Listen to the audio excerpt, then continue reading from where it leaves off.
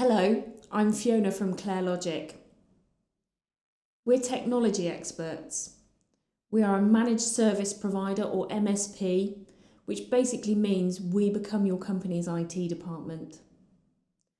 Part of what we do on a daily basis is supporting businesses to achieve their goals through technology.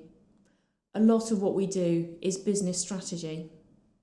We're seeing lots of businesses ask us about continuity planning. In the light of COVID-19, we feel we've got quite a lot to share with the business community. So I'd just like to talk briefly about the changing business continuity plan as we see it, and to share a few points which we think you'll find useful. In the light of COVID-19, we're seeing a lot of interest in business continuity at the moment, or more specifically, the changing of existing business continuity plans.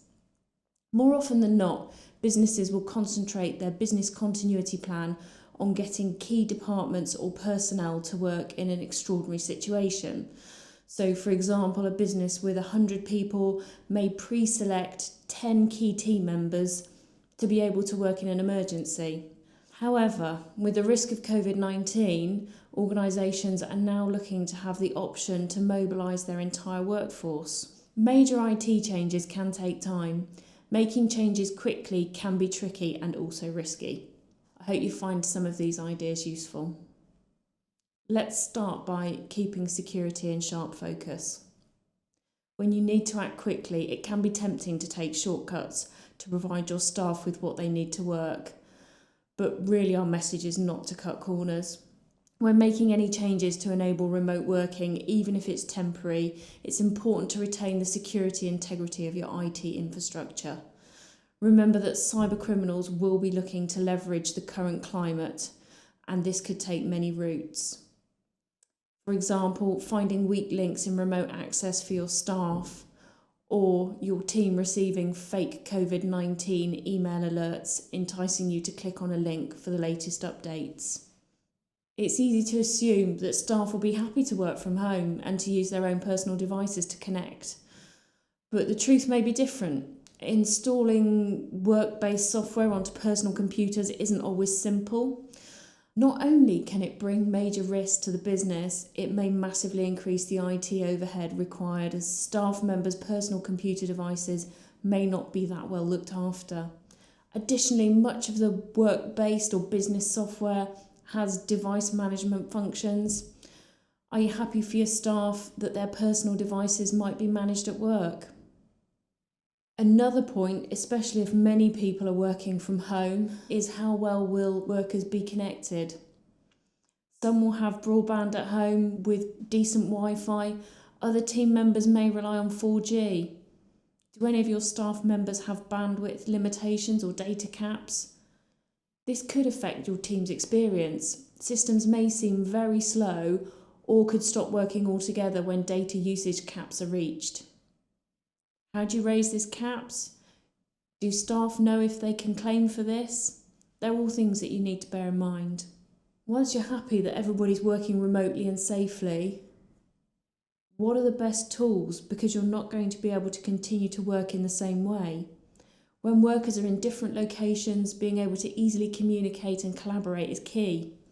If you're using online collaboration tools such as Office 365 and SharePoint, you're in a great position. When people aren't in the same office, think about using other tools such as Microsoft Teams or Slack to help staff collaborate without producing too much email traffic. Use of emojis can help to convey emotions in text. Remember, text can be read in many different ways. It's also important to set your team's expectations. The team need to know how to use any new solution. They also need to know when it's acceptable to do so. Is it clear who makes the decisions on some or all of the workforce working from home? How is this communicated? Your teams also need to know that this remote working offering may be temporary. A short-term remote access solution for exceptional circumstances probably won't technically look the same as a long-term remote working solution. And let's not forget phones. It's great that your team can work from home, but how do they take phone calls? Tackling this issue could be simply forwarding people's external phone numbers to mobile numbers. But what about being able to transfer or record calls? It's essential to speak with your telephony supplier or vendor about the options that are available. When should you start thinking about this, and when should you start testing it? We'd recommend that you don't wait until the last minute to invoke your remote working plan. Think about it now. Ensure each team member has tested remote working and highlighted any issues that need resolving with your IT team. Could remote working be an opportunity for change? In today's world, having the ability to work from home can be an important part of attracting the right staff. Take this opportunity to think about what you want from your technology systems moving forward. This could also be a time to think about your business continuity planning. Do you want to include the whole team to be able to work remotely? How important is the value of dark office space? In an emergency, would it already be fully subscribed? Could business continuity based around home working be the best route? How quickly can you recover from a cyber-related issue? Does your backup enable quick recovery?